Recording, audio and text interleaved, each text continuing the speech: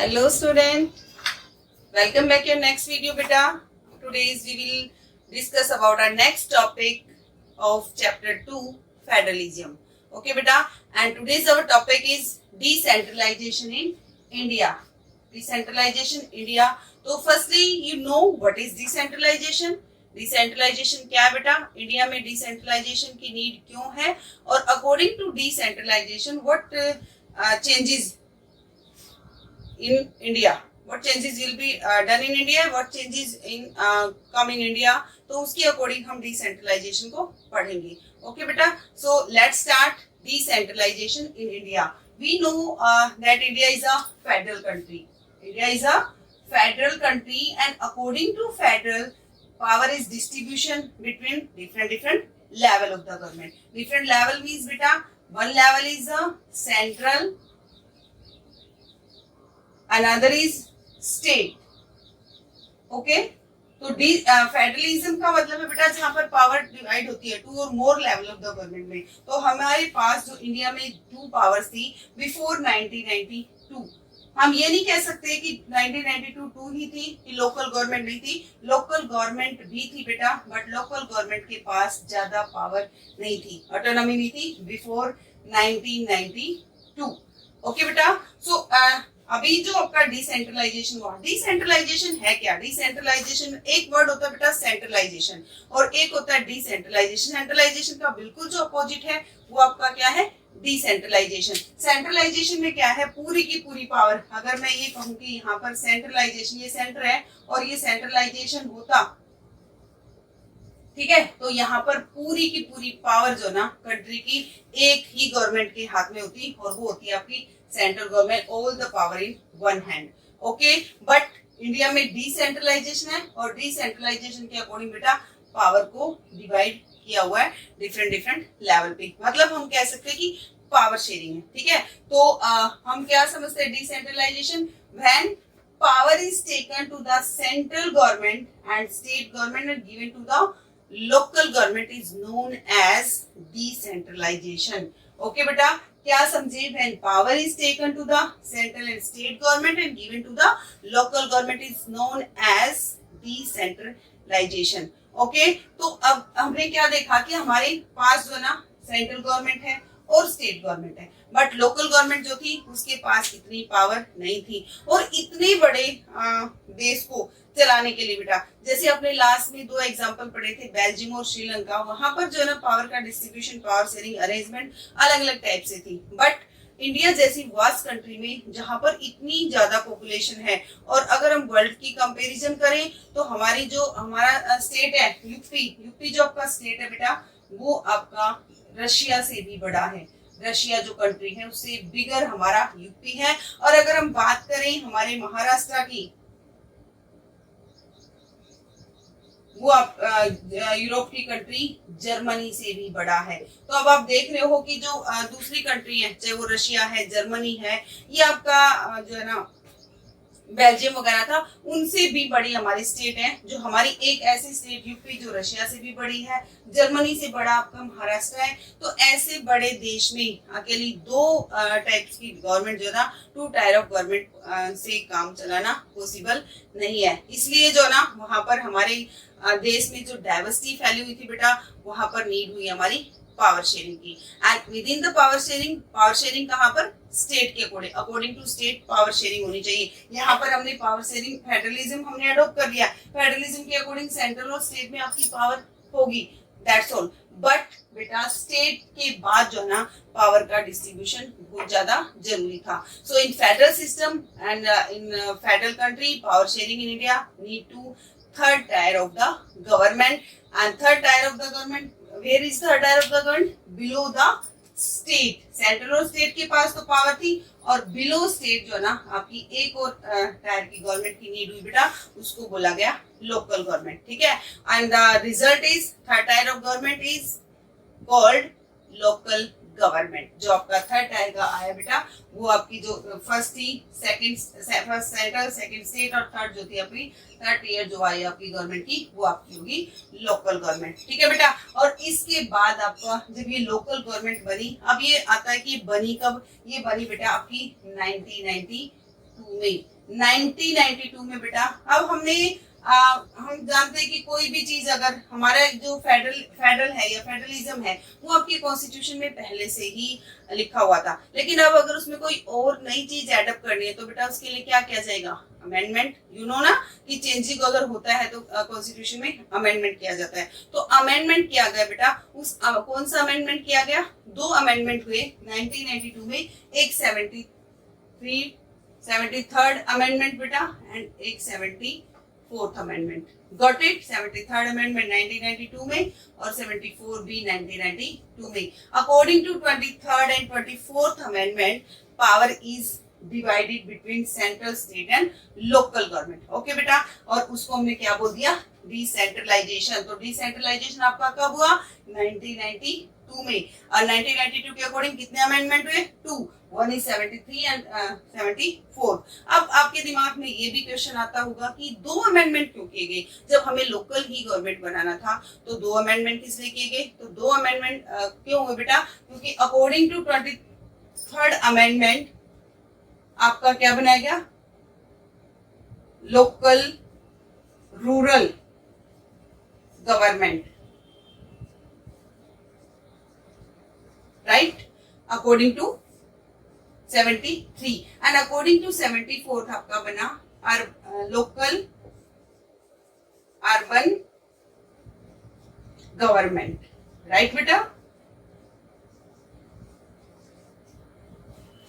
Okay, तो जो 73rd था उसके अकॉर्डिंग लोकल रूरल गवर्नमेंट बना दिया और 74 था उसके अकॉर्डिंग लोकल अर्बन गवर्नमेंट बना दिया।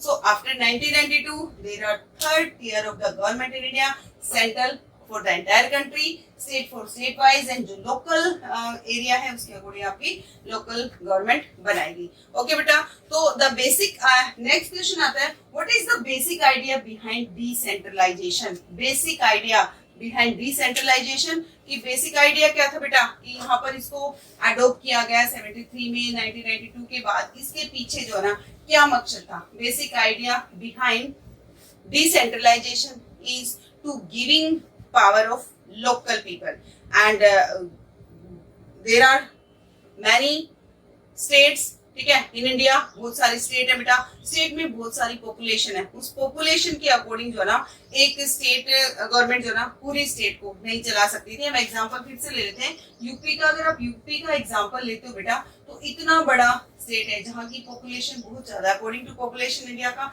सबसे बड़ा स्टेट यूपी है, उत्तर प्रदेश है। तो इतने बड़े स्टेट में एक स्टेट गवर्नमेंट काम नहीं कर सकती थी बेटा, ठीक है।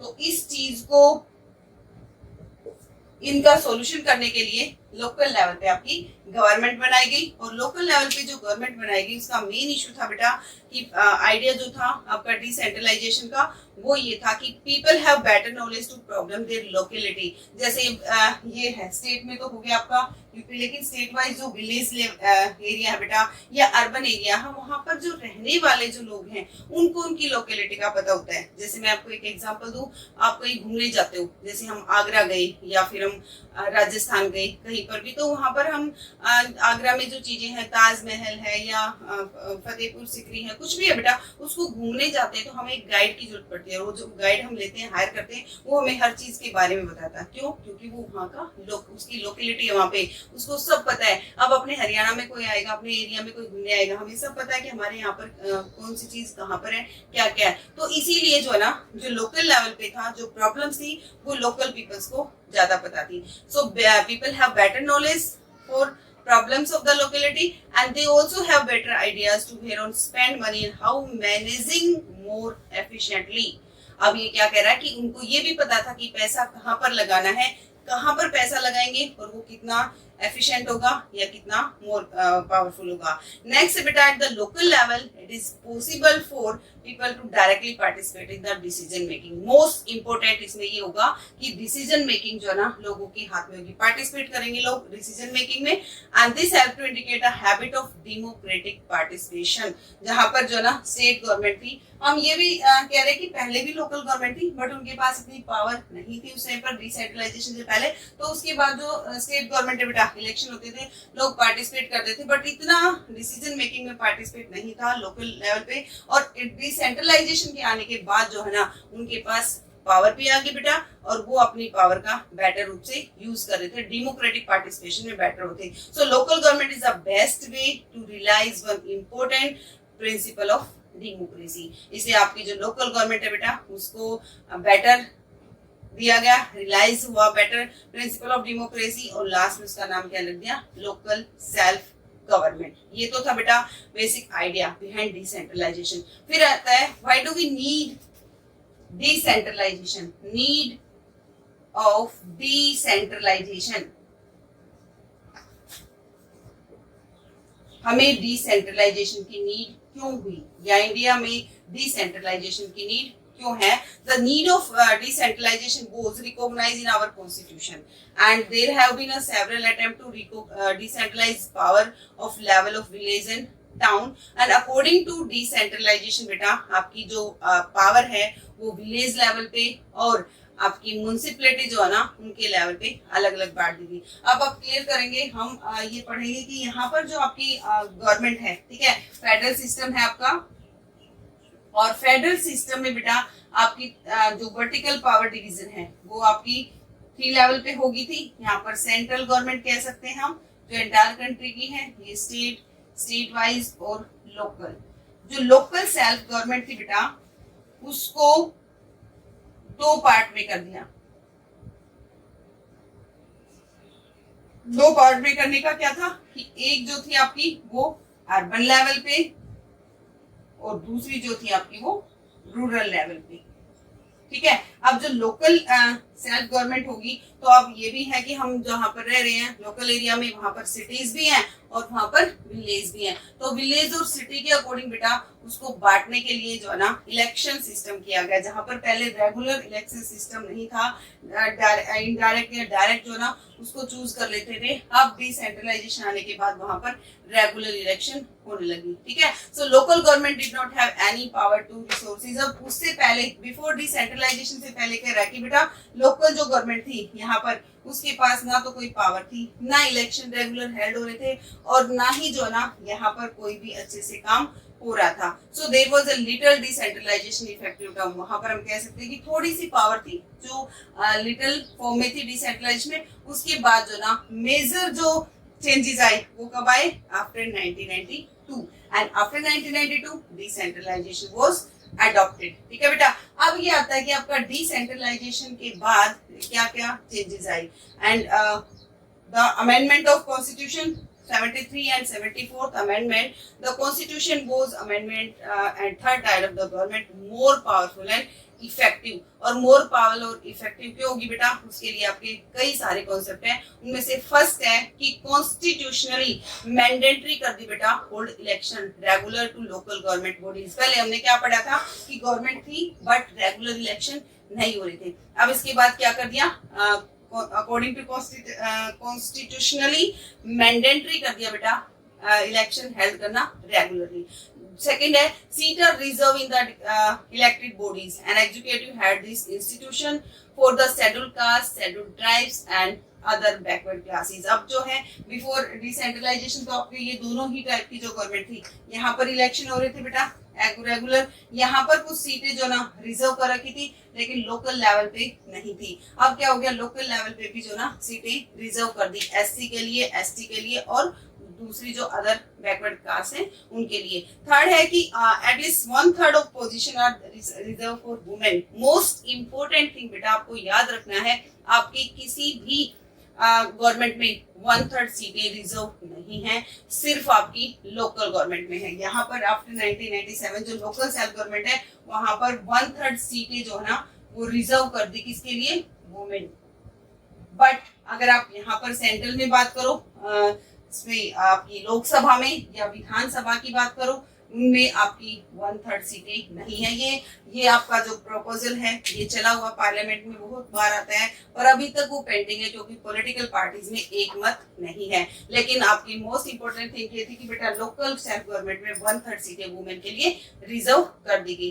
नेक्स्ट एक इंडिपेंडेंट बॉडी बनाई गई बेटा, and independent institution called state election commission. ठीक है। ये आपका इलेक्शन कमीशन, ईसी जो होता है आपने 9th क्लास में पढ़ा था, ईसी में आपका पूरी की पूरी इलेक्शन कमीशन होता है जो जिसके अकॉर्डिंग पूरा इलेक्शन हेल्ड करवाता है, इलेक्शन कमीशन की ड्यूटी होती है। बट आपका स्टेट में जो स्टेट इलेक्शन कमीशन होता है, अब वो रिस्पॉन्सिबल होगा किसके लिए, for election of Panchayati Raj and municipal elections, ठीक है। म्युनिसिपल इलेक्शन के लिए आपके रूरल एरिया में और अर्बन एरिया में जो इलेक्शन होंगे वो इलेक्शन कौन कराएगा बेटा, स्टेट इलेक्शन कमीशन। नेक्स्ट क्या दिया गया, the state government are required to share some power and revenue with local government bodies. अब स्टेट सारा का सारा जो हमने पढ़ा था कि रेवेन्यू से रिलेटेड जो आपकी स्टेट लिस्ट में था, स्टेट लिस्ट में जो भी है इरिगेशन से रिलेटेड है, पुलिस है या दूसरे जो मैटर है उनके ऊपर रूल रेगुलेशन स्टेट गवर्नमेंट बनाती थी, रेवेन्यू भी स्टेट गवर्नमेंट लेती थी। बट अब क्या कर दिया कि जितना भी कुछ पार्ट जो ना अपने खुद के खर्चे के लिए उसके लिए स्टेट गवर्नमेंट जो ना अब वो उसके लिए रिक्वायर्ड नहीं करेगी, लोकल बॉडीज अपने आप जो ना अपना रेवेन्यू कलेक्ट करेंगे। So this is the nature of sharing of power from different state, and according to nature of the sharing various state have different system of revenue, किसी state में ज्यादा है किसी में कम है बेटा। तो इतना हो गया, ये आपकी होगी after the change decentralisation what changes will be do. और आपका क्वेश्चन जो है ना कई बार पूछा जाता है वो डिफरेंशिएट पूछता है कि बिफोर 1992 और आफ्टर 1992 बिफोर और आफ्टर 1992 क्या क्या चेंजेस आए, ठीक है, वो अभी हमने क्लियर किया है, आप अच्छे से इसको कर सकते हो। नेक्स्ट है बेटा आपकी रूलर जो बॉडी है, अब आपको इसमें बहुत ध्यान से करना है, जो रूलर बॉडी है आपकी उसके अकॉर्डिंग आपकी पावर को डिवाइड कैसे किया और वो रूलर बॉडी बेटा कैसे कैसे काम करेगी और कैसे उसको बांटा गया। तो आपकी जो रूलर बॉडी है या आपकी सेल्फ गवर्नमेंट कह सकते हैं, लोकल गवर्नमेंट हम बोल सकते हैं, लोकल जो गवर्नमेंट है बेटा उसको 2 पार्ट्स में कर दिया। One is urban local urban government and second is rural local rural government, right. अब जो है यहाँ पर जो लोकल अर्बन गवर्नमेंट है, ठीक है, इसके 3 पार्ट कर दिए बेटा, और वो 3 कौन कौन से थे आपके, जो बिल्कुल एपेक्स में है, एपेक्स मतलब टॉप ऑफ द लेवल। तो यहाँ पर आपकी होगी डिस्ट्रिक्ट पे हो गया आपकी जिला पार्षद, जिला परिषद, ठीक है, और आपकी फिर होगी बेटा ब्लॉक लेवल पे, ब्लॉक कहो या इनको मंडल कहो, मंडल होगी आपकी ब्लॉक समिति,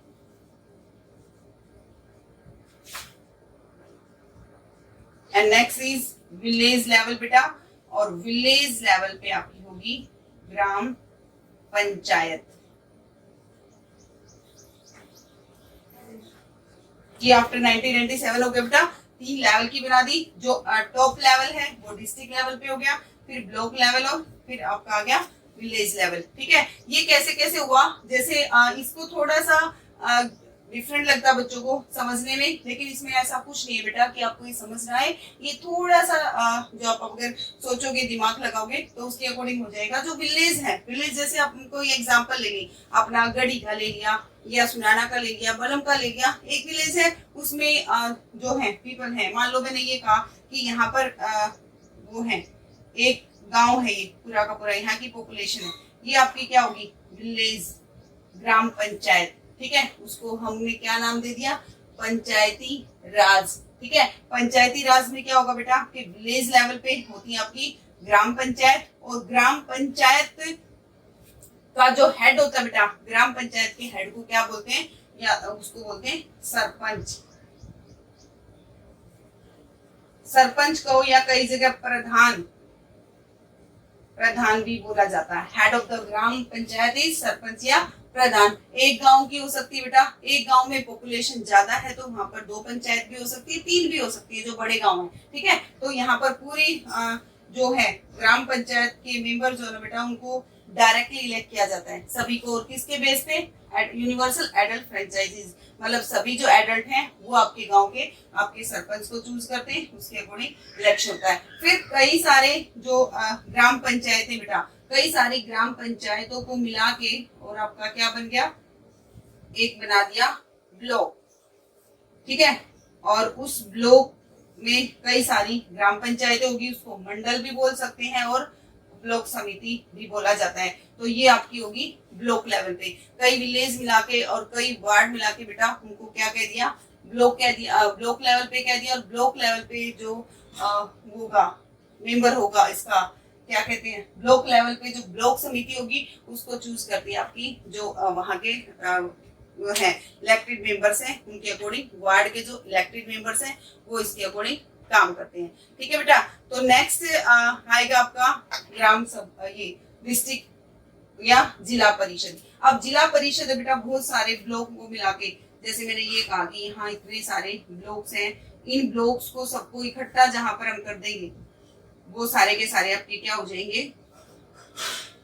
वो आपका हो जाएगा डिस्ट्रिक्ट, ठीक है। और डिस्ट्रिक्ट लेवल पे जो है ना, जैसे आपका डिस्ट्रिक्ट कलेक्टर होता है, उसके अकॉर्डिंग जो है ना डिस्ट्रिक्ट में काम करने वाले, तो डिस्ट्रिक्ट लेवल पे जो आपका होता है बेटा वो सारा का सारा आपका क्या है? मंडल के लेवल पे तो ब्लॉक लेवल पे तो ब्लॉक समिति होगी, और डिस्ट्रिक्ट लेवल पे आपका जिला पार्षद, आप सुनते हो पार्षद वगैरह को चुनते हैं। तो most member of Zila Parishad are elected members and members of, इसमें कुछ ऐसे भी है बेटा जो मेंबर्स ऑफ लोकसभा हैं, एमएलएज वगैरह हैं, कुछ एमपीज वगैरह हैं जो डिस्ट्रिक्ट लेवल पे अपना काम करते हैं। और जिला परिषद का जो हेड होता है बेटा उसको क्या बोलते हैं? चेयरपर्सन, चेयरमैन को या चेयरपर्सन को, ठीक है। इसका हेड जो है ना वो कौन है? चेयरपर्सन। तो चेयरपर्सन को जो है ना उसके अकॉर्डिंग इलेक्ट किया जाता है और पंचायती राज में उसको मेन माना जाता है। इसके अकॉर्डिंग जो ना जो हेड ऑफ जिला परिषद है वो आपका पॉलिटिकल हेड ऑफ जिला परिषद कौन होगा? चेयरपर्सन। सिमिलरली बेटा आपका जो इसके अकॉर्डिंग आएगा, फिर आपका आ गया लोकल, जो ये तो थी आपकी लोकल अर्बन, ये रूरल में आता था, ठीक है। ये लोकल रूरल गवर्नमेंट थी आपकी, और ये आपकी लोकल अर्बन। अर्बन में क्या बेटा? अब वही चीज है, सेम है, लेकिन ये जो है आपके उसमें जो विलेज लेवल पे है वो होगी, और अर्बन में जो शहर होगी, जैसे डिस्ट्रिक्ट है तो डिस्ट्रिक्ट में कई सारे सिटीज भी होंगी, बिग सिटीज भी होंगी, स्मॉल सिटीज भी होंगी। तो यहाँ पर बेटा उसके अकॉर्डिंग आपका दो टाइप में हो गया, एक आपकी म्युनिसिपल कमेटी और म्युनिसिपल कॉर्पोरेशन।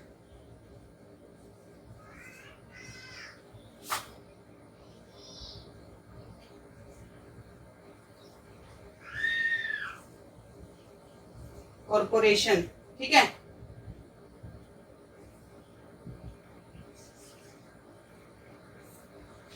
म्युनिसिपल कमेटी बेटा आपके टाउन्स में या स्मॉल सिटी में बनती हैं, आपकी म्युनिसिपल कॉर्पोरेशन बिग सिटी, ठीक है। अब हम कहें कि छोटे शहर जैसे अपने एरिया में लगा लो, आपके साइड में बेरी है, कलानौर वगैरह है, वहां पर म्युनिसिपल कम्युनिटी बनेगी, झज्जर है। और जहां पर बड़े बड़े शहर आपका रोहतक है, यहाँ पर जो ना म्युनिसिपल कॉर्पोरेशन होगा। अब जो म्युनिसिपल कम्युनिटी है और म्युनिसिपल कॉर्पोरेशन है बेटा, both of the municipal community and municipal corporation are controlled by elected body consist of people's representative. इनमें भी इलेक्शन होता है बेटा, और दोनों के जो मेंबर्स हैं उनको इलेक्ट किया जाता है। म्युनिसिपल चेयरपर्सन जो है वो हेड होता है आपका, यहाँ पर अगर हम कहें कि कम्युनिटी का हेड होता है, head of the communities municipal chairperson, ठीक है। और यहाँ का जो हेड होगा बेटा, head of municipal communities mayor, okay, ठीक है। तो यहाँ पर जो ऑफिशियल म्युनिसिपल कॉर्पोरेशन का जो ऑफिसर होगा वो आपका क्या होगा? वो आपका होगा हेड ऑफ मेयर कॉर्पोरेशन का, और यहाँ पर जो होगा आपका म्युनिसिपल कम्युनिटी का वो होगा आपका चेयरपर्सन। तो ये जो आने के बाद बेटा आपके इंडिया में क्या आ गया था? पंचायती राज सिस्टम, इस सारे को हमने क्या बोला, पंचायती राज सिस्टम, जहां पर विलेज लेवल पे अलग अलग होने लगी और जो गवर्नमेंट लोकल लेवल पे अलग अलग होने लगी। और ये सारा का सारा सिस्टम आपका कब एडॉप्ट हुआ, आफ्टर 1992। एंड 1992 में कब, डिसेंट्रलाइजेशन, जब आपका डिसेंट्रलाइजेशन हुआ। ओके बेटा, I hope you understand the topic. Thank you, have a nice day.